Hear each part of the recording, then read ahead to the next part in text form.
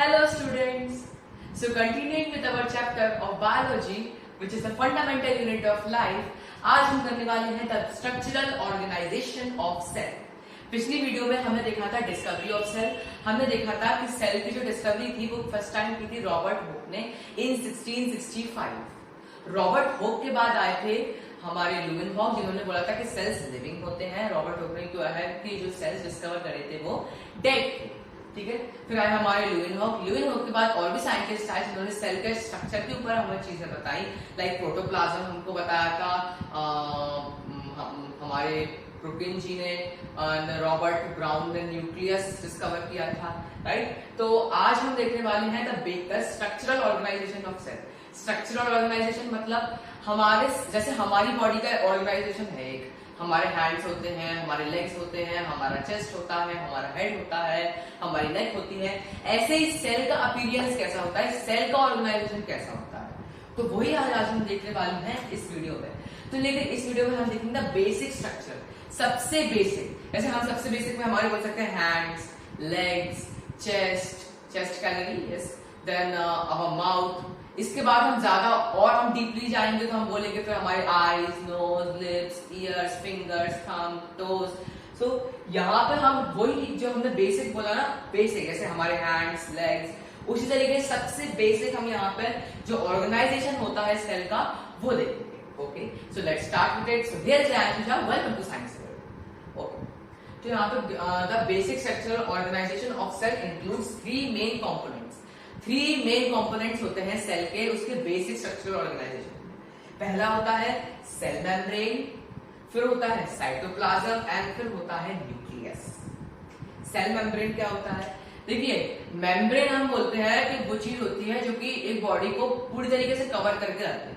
Outer surrounding है जो उससे बिल्कुल ढांक ले, आउटर सराउंडिंग उसको बिल्कुल नहीं देख पाए.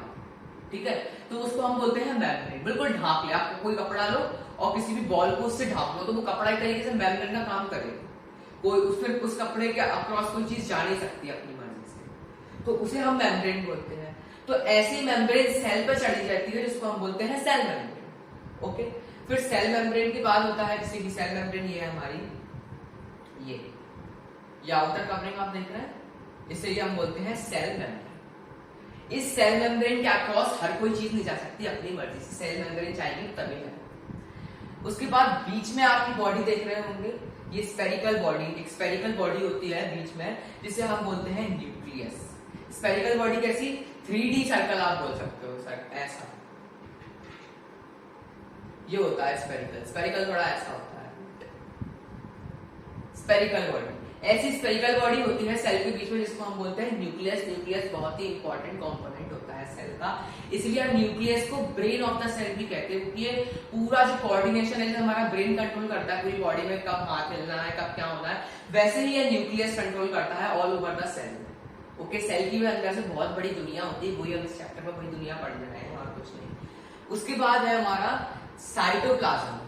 ये न्यूक्लियस और सेल मेम्ब्रेन के बीच में एक जेल लाइक अपीयरेंस होती है एक चीज की, जिसको हम बोलते हैं साइटोप्लाज्म. साइटोप्लाज्म में हम बोलते हैं हमारे सेल के ऑर्गन्स फाउंड होते हैं, और उन ऑर्गन्स को हम बोलते हैं ऑर्गन्स. ओके, तो सबसे बाहर की चीज होती है जिसको हम बोलते हैं सेल मेम्ब्रेन. सेल मेम्ब्रेन एक मेम्ब्रेन की तरह काम करती है. सेल के लिए मेम्ब्रेन होती है, मतलब कोई चीज ढक ले एक चीज को, कवर बिल्कुल कंप्लीटली कवर कर ले एक चीज को, उसको हम उसकी मेम्ब्रेन बोलते हैं. ऐसी ही मेम्ब्रेन सेल के पास होती है, इसको हम सेल मेम्ब्रेन बोल देते हैं. ओके, फिर होता है हमारा साइटोप्लाज्म. सेल मेम्ब्रेन और न्यूक्लियस के बीच में जो चीज जेल लाइक अपीयरेंस पाई जाती है, इसमें सेल के ऑर्गन्स प्रेजेंट होते हैं, उसे हम बोलते हैं साइटोप्लाज्म. फिर nucleus spherical body present generally inside between the cell. Generally क्या होता है, सेल के बीच में पाई जाती है. इस पिक्चर में तो मैंने आपको सेल न्यूक्लियस जो है उसको मैंने बीच में दिखाया है. जनरली जो प्लांट सेल्स होते हैं ना, उनमें कहीं आप कुंडे में वगैरह पाया जाता है, ये हमेशा ये बीच में नहीं पाया जाता. ओके, ठीक है. तो बेसिक स्ट्रक्चरल ऑर्गेनाइजेशन में इंक्लूड होता है तीन main component, nucleus, cytoplasm and cell. Okay, तो ये था हमारा बेसिक स्ट्रक्चरल ऑर्गेनाइजेशन. अब हम देखते हैं कि हमारा सेल को ना फिजिकली फीचर्स में हम सेल को तीन पार्ट्स में डिवाइड करके रखा है. चलिए हम उसको देखते हैं. ठीक है, तो हमारा आ गया फिजिकल डिफरेंशिएशन इन सेल्स। अब देखिए सेल्स में ना बहुत सारे डिफरेंशिएशन आ जाते हैं because of the physical properties. कैसी physical properties? Like shape, size and number of cells. Shape की वजह से सेल्स डिफरेंट हो जाते हैं। अब शेप क्यों डिफरेंट होता है? शेप डिफरेंट होता है बिकॉज ऑफ टू थिंग्स। पहला लोकेशन, दूसरा फंक्शन। आपने देखा होगा जो न्यूरॉन्स होता है, न्यूरॉन्स जो हमें नर्वस सिस्टम को कनेक्ट करके रखते हैं, क्योंकि ये होते हैं हमारे ऐसे दिखते हैं कुछ ब्रांचेस होती हैं इनमें कि न्यूरॉन्स। ये है हमारा आरबीसी, फिर हम ले सकते हैं हमारा muscle cell, sperm cell, right. अब आप देख सकते होंगे ये डिफरेंट टाइप के सेल्स हैं, ये सब सेल्स हैं, कॉमन में सब ये सेल्स हैं, लेकिन इनका जो शेप है वो बहुत अलग अलग तरीके का है। अब ये अलग अलग तरीके का क्यों होता है? इसकी वजह से हमको इनमें डिफरेंशिएशन पाया गया। अलग अलग तरीके का शेप होता है because of there two things which is there location and their function. उनका लोकेशन की वजह से, उनके फंक्शन की वजह से हमको है ना उनका जो शेप है वो अलग अलग तरीके का देखने को मिलता है। आप देख सकते हैं न्यूरॉन्स को। न्यूरॉन्स का फंक्शन क्या होता है? न्यूरॉन्स का फंक्शन होता है मैसेज को एक जगह से दूसरी जगह तक ट्रांसफर करना थ्रू ब्रेन। ये होता है उनका फंक्शन। तो उसकी वजह से वो क्या करना पड़ेगा? बहुत लंबा होना पड़ेगा। जैसे एग्जांपल ले लीजिए, ये मैन है, ये मैन है। अब इस मैन को यहाँ पे कोई चोट लगती है, जो चोट का उसको कैसे मालूम पड़ेगा चोट लगती है? जब यहाँ से सिग्नल पहुंचेगा उसके ब्रेन तक। तो अब देखिए तो सिग्नल ये अटैच कौन कर रहा है सिग्नल्स को? इसके पैर से ब्रेन तक न्यूरॉन्स करते हैं, नर्व्स करती है, नर्व सेल्स करती हैं, ठीक है। तो अब पैर में यहाँ पे यहाँ से सर तक कितना लंबा डिस्टेंस होता है? तो उसी के लिए इन नर्व सेल्स को क्या होना पड़ेगा? लंबा होना पड़ेगा, क्योंकि मैसेजेस भी तो दूर तक पहुंचाना है। इसी वजह से ये जो नर्व सेल्स होती है ये इतनी लंबी होती है, इतनी ब्रांच होती है, क्योंकि इनको बहुत अलग अलग जगह से ब्रेन तक पहुंचाना पड़ता है अपने जो इनको मिलते हैं सिचुएशन। ओके, उसके बाद नर्व सेल्स हमने देख लिए। फिर आरबीसी, आरबीसी तो डब्ल्यूबीसी। डब्ल्यूबीसी आप देख सकते होंगे, डब्ल्यूबीसी बना है। डब्ल्यूबीसी का शेप इतना इरेगुलर क्यों है? देखिए इनका शेप इरेगुलर इसलिए होता है क्योंकि डब्ल्यूबीसी का देखिए फंक्शन क्या होता है? इम्यून सिस्टम परफॉर्म करते हैं। इम्यून सिस्टम की वजह से उनको हमारे बॉडी के हर पार्ट में जाना पड़ता है, क्योंकि हर कहीं पर भी बैक्टीरिया प्रेजेंट हो सकते हैं। इनका काम होता है बैक्टीरिया को मारना। अब मान लीजिए हमारी बॉडी होती है बहुत ज्यादा कॉम्प्लेक्स होती है। अब कॉम्प्लेक्स होने के साथ साथ इनको अलग अलग जगहों पे जाना पड़ता है। अलग अलग जगहों पे जाने के लिए इनको अलग अलग शेप लेना पड़ेगा। कहीं पर बहुत फ्लैट है, कहीं पे बहुत चौड़ी है, कहीं पे बहुत टेढ़ी मेढ़ी है। तो उसी तरीके से इनको अपना शेप लेना पड़ेगा, तो उनको पर्टिकुलर पॉइंट पे जाके बैक्टीरिया वायरसेस को मारना है। इसलिए इनका जो शेप होता है वो बहुत इरेगुलर होता है। आप देख सकते हैं यहाँ पर उनके फंक्शन की वजह से, उनके लोकेशन की वजह से हमको यहाँ पर उनके शेप में डिफरेंशिएशन देखने को मिलता है। फिर ये मसल सेल आप देख सकते होंगे इतने ब्रांच क्यों होते हैं और इतने स्लिनी क्यों होते हैं? ये इसलिए, और इतने फ्लेक्सिबल क्यों होते हैं? देखिए ये इसलिए होते हैं क्योंकि जब भी आप वर्कआउट वगैरह करते हैं आप देखते हैं आपके जो हैंड्स वगैरह हैं बहुत स्ट्रेच होते हैं। इसलिए जो मसल सेल्स हैं वो बहुत ज्यादा स्ट्रेचिंग होते हैं, ये यहाँ से यहाँ खींचते रहते हैं, इसलिए वो इतने स्लाइम और इतने बड़े बड़े होते हैं। ओके, ठीक है। इनके लोकेशन की वजह से ऐसा है, इनके फंक्शन की वजह से ऐसा है। फिर स्पर्म सेल्स को ऐसे तैर के ओवम के पास जाना पड़ता है फर्टिलाइज होने के लिए। इसी और उसको हम बोलते हैं कि एक प्रोजेक्शन होते हैं, फिंगर लाइक प्रोजेक्शन होते हैं टिश्यूज, जो कि हम टिश्यू चैप्टर में देखेंगे। उनसे गुजर के इनको जाना पड़ता है, इसलिए इनका जो शेप होता है वो थोड़ा ऐसा टेढ़ा मेढ़ा स्नेक टाइप का होता है। तो ये क्यों हो रहा है? उनके लोकेशन और उनके फंक्शन की वजह से। ओके, शेप में डिफरेंशिएशन क्यों आता है ऑर्गेनिजम्स में? Because of their location and because of their functions. अगर आप में और एग्जाम में क्वेश्चन शायद पूछ सकते हैं कि ऑर्गेनिजम्स में जो फिजिकल फीचर्स में शेप क्यों आ जाता है, शेप की वजह से क्यों डिफरेंशिएशन होता है, तो आप सीख सकते हो bye there location and bye their functions. 3 examples आप लिख सकते हो, like neurons, sperm cells, muscle cells और डब्ल्यूबीसी। ओके, ठीक है।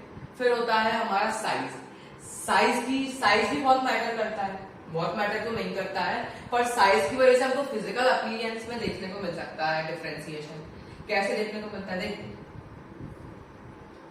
हमारी बॉडी में सबसे छोटा सेल पता कौन सा होता है? आरबीसी का सेल। रेड ब्लड सेल जो होता है वो हमारी बॉडी का सबसे छोटा सेल होता है। ओके, और फिर आप ये बहुत बहुत माइक्रोमीटर्स में इसका साइज आता है। फिर अगर आप देखो बड़े से बड़ा सेल, देखिए जो एक एग होता है ना, एक सिंगल एग एक सिंगल सेल को रिप्रेजेंट करता है। इतना बड़ा एग जो आप खाते हो, ये इतना बड़ा एग एक सिंगल सेल को रिप्रेजेंट करता है। One single cell it represents. तो आप सोच सकते हो कि ये सेल इतना बड़ा, ये सेल इतना छोटा, तो क्या इनके इस साइज में डिफरेंशिएशन होने के बाद क्या इनके जो अंदर के इनके फीचर्स वगैरह है, प्रोसेस वगैरह है, वो चेंज होगी? ऐसा नहीं होता। प्रोसेसेस वगैरह, फंक्शंस वगैरह कुछ चेंज नहीं होगा, साइज कुछ मैटर नहीं करता है। बड़े सेल वाला ऑर्गेनिज्म भी वही सेम फंक्शन परफॉर्म कर रहा होगा फॉर हैविंग लाइफ, और छोटे सेल वाला ऑर्गेनिज्म भी वही सेम फंक्शन परफॉर्म करना पड़ेगा फॉर हैविंग लाइफ। ठीक है, तो फिर आता है हमारा number of cell. Number of cells की वजह से ऑर्गेनिजम्स दो पार्ट में डिवाइडेड है, ये आप सभी को मालूम है। दो पार्ट में डिवाइड है ऑर्गेनिजम्स, जिसको हम बोलते हैं यूनिसेल्यूलर एंड मल्टीसेल्यूलर।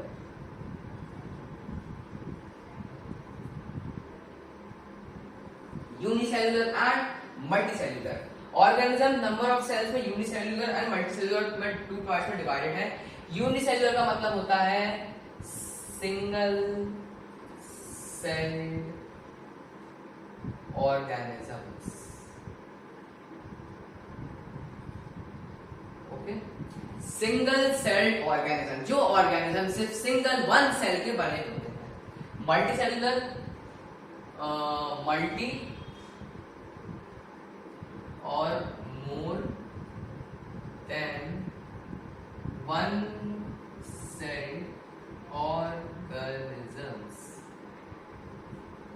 मल्टीसेल्यूलर मतलब मल्टी और मोर देन वन सेल। जिस ऑर्गेनिज्म में एक से ज्यादा सेल पाए जाएंगे उसको हम बोलते हैं मल्टीसेल्यूलर ऑर्गेनिज्म।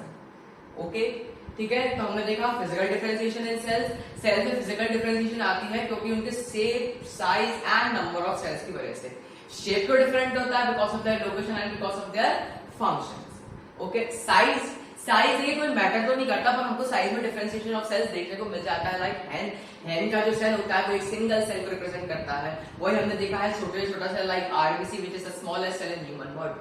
ठीक है, फिर हमको देखने को मिल जाता है number of cells. Number of cells की वजह से फिजिकल फीचर्स का अपीयरेंस हमको देखने को मिल सकती है, डिफरेंशिएशन। नंबर ऑफ सेल्स की वजह से ऑर्गेनिज्म दो पार्ट में डिवाइडेड है, यूनिसेल्यूलर एंड मल्टीसेल्यूलर। यूनिसेल्यूलर मतलब जो सिंगल सेल के बने होते हैं, मल्टीसेल्यूलर जो कि मोर देन वन सेल के बने होते हैं। यूनिसेल्यूलर में आप एग्जांपल ले सकते हो बैक्टीरियाज, फिर आप देखते हो क्लैमिडोमोनास,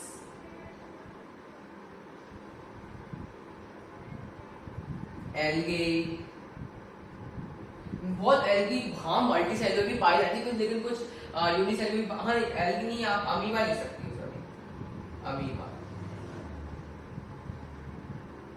अमीबा ठीक है, एल्गी मत लीजिए, वो भी बहुत ही फ्यू एल्गी हमको यूनिसेल्यूलर में देखने को मिल सकती है। ठीक है, मल्टीसेल्यूलर आप कोई सी भी ऑर्गेनिज्म ले सकते हो, cow, dog, human, lion, fish, anything, बहुत सारे होते हैं। ठीक है, तो आज की वीडियो के लिए इतना ही। हमने फिजिकल डिफरेंशिएशन ऑफ सेल देख लिया, या shape, size and number of cells की वजह से। तो आज के लिए इतना ही। So to have the educational videos of the same content, stay tuned with science. Bye bye.